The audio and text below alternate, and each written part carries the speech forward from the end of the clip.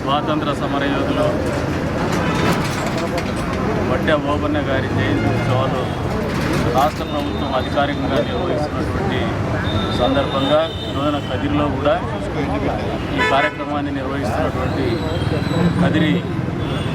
కదిరి వడ్డెర్ల సంక్షేమ సంఘం అధ్యక్షులకి వారి సభ్యులకి అంత్యస్థాయిలో ఈరోజు విచ్చేసినటువంటి కూటమి పార్టీ నాయకులైనటువంటి భైరవ్ ప్రసాద్ గారికి, పెద్దలు గౌరవనీయులు పాఠశాల గారికి, వివిధ హోదాల్లో ఇక్కడికి వచ్చినటువంటి కూటమి పార్టీ నాయకులకు, వడ్డెర్ సంఘ సభ్యులకు, కదిరి నియోజకవర్గంలో ఉన్నటువంటి యావన్ వడ్డెర కులస్తులకు, కదిరి ప్రజలకు అందరికీ కూడా వడ్డే ఓబన్న గారి జయంతి శుభాకాంక్షలు.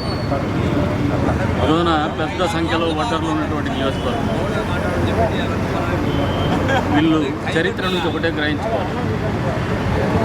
అన్సంగ్ హీరోస్ ఎవరైతే గుర్తింపు పొందినటువంటి యోధులు కూడా ఈ మధ్య కాలంలోనే ప్రాచుర్యం ఉంటూ వస్తూ ఉన్నారు. అందులో ఒకరు ఉయ్యాలవాడి నరసింహారెడ్డి గారైతే ఆయనతో పాటు స్వాతంత్ర పోరాటంలో భాగస్వామ్యం వహించినటువంటి వడ్డే ఓబన్న గారు. ఈ సూక్ష్మంగా దీన్ని ఆలోచన చేస్తే వడ్డెర కులస్తులు పోరాటం అనేది కానీ, లేదంటే నాయకత్వ లక్షణం అనేది కానీ కేవలం ఉయ్యాలవాడ నరసింహారెడ్డి గారికి పరిమితం కాల. ఓబన్న వడ్డెకు కూడా ఆ రకమైనటువంటి లక్షణాలు ఉంటాయి. ఈరోజున వడ్డెర కులస్తులు కూడా ఆలోచన చేసుకోవాల్సింది ఏమంటే, ఆయన ఆశయాలను కానీ ఆయన పోరాట పటిమని కానీ కొనసాగిస్తామని ప్రతినబుతున్నారు. ఏ రకమైనటువంటి నాయకత్వ లక్షణాలు ఆయన ఉయ్యాలవాడ నరసింహారెడ్డి గారికి తగ్గకుండా ధీటుగా ఆయనతో పాటు చేసినటువంటి పోరాటం అనేది వీరందరికీ ఒక స్ఫూర్తిదాయకంగా ఉండాలా. ఆ స్ఫూర్తిని వీరందరూ కొనసాగించాలని చెప్పేసి కూడా ఈ సందర్భంగా తెలియజేస్తారు. అంతేకాకుండా కూటమి ప్రభుత్వం అధికారంలోకి వస్తూనే కనకదాస జయంతి కావచ్చు, వెనుకబడిన వర్గాల వారికి ఇచ్చేటువంటి ప్రత్యేకమైనటువంటి కనకదాస జయంతి కావచ్చు, అంత్యస్థాయిలో వడ్డే ఓబన్న గారిది కావచ్చు, సాకల ఐలమ్మది కావచ్చు, వీరందరి జయంతులు కూడా అది రాష్ట్ర పండుగగా నిర్వహిస్తున్నటువంటి ఘనత కూటమి ప్రభుత్వానికి దానికి సమాంతరంగా అన్ని వర్గాలకు గౌరవించాలా, అన్ని వర్గాల్లో ఉన్నటువంటి ప్రముఖ వ్యక్తుల్ని మనము నిరంతరం గుర్తు తెచ్చుకోవాలా, వాళ్ళ ఆశయాలు కొనసాగించాలనే స్ఫూర్తితోనే ఈ రోజున కదిరి నియోజకవర్గంలో జీవసమాధి అయినటువంటి వేమన గారి ఉత్సవాలు కూడా అధికారికంగా జయంతి ఉత్సవాలు కూడా నిర్వహిస్తున్నారు. కూటమి ప్రభుత్వానికి ప్రజల పట్ల కానీ, ప్రజల సమాజంలో ఉన్నటువంటి అన్ని రకాలైనటువంటి కులాల మతాల పట్ల కానీ ఉన్నటువంటి ఒక ఆలోచన ధోరణి ఇది.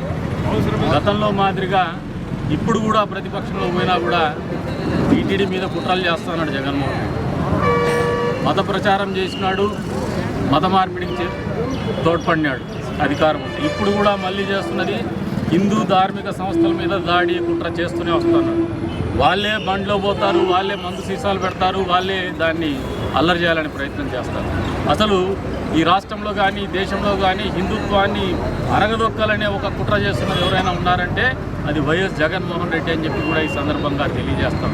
ఇటువంటి కుట్రదారులని, ఇటువంటి అసాంఘిక వ్యక్తులని, ఇటువంటి అనాలోచితమైనటువంటి ఆలోచనలు చేసేటువంటి వ్యక్తుల్ని సమాజానికి దూరంగా పెట్టాలంటే ఖచ్చితంగా ఈ వడ్డే ఓబన్న జయంతి సందర్భంగా అందరూ కూడా ప్రతినమూనల్లా వచ్చే రోజుల్లో కూడా వీళ్ళని మళ్ళీ అధికారానికి దూరంగా పెడతామని కంకణం కట్టుకోవాలి. ఎందుకు ఈ మాట చెప్తున్నానంటే, మొదటి నుంచి కూడా ఈ నియోజకవర్గంలో తెలుగుదేశం పార్టీ తరఫున జెండా మోసిందైనా కూడా కట్టబెట్టుకుందైనా వడ్డెరలే.